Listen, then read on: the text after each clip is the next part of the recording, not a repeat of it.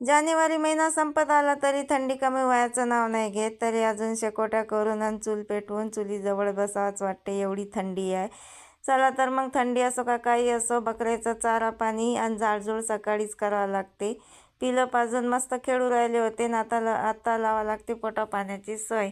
आणि रोज मी स्वयंपाक झाल्यावर चहा पितो, पण आज मला सकाळीच चहा प्या वाटला तर म्हणून ठेवला चहा.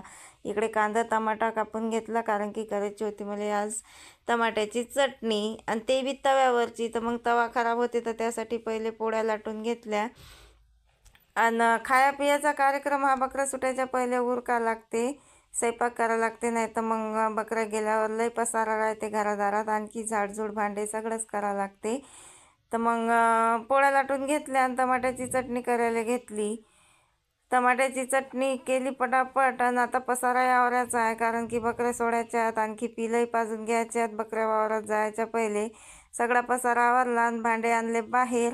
आणि भांडे जाणार आहे आता जिन्यावर, कारण की बकऱ्या सुटे लोक ना भांडे घासता येत ना झाडून काढता येत. तर मग बकऱ्याला आता पाणी पाजून घेतलं.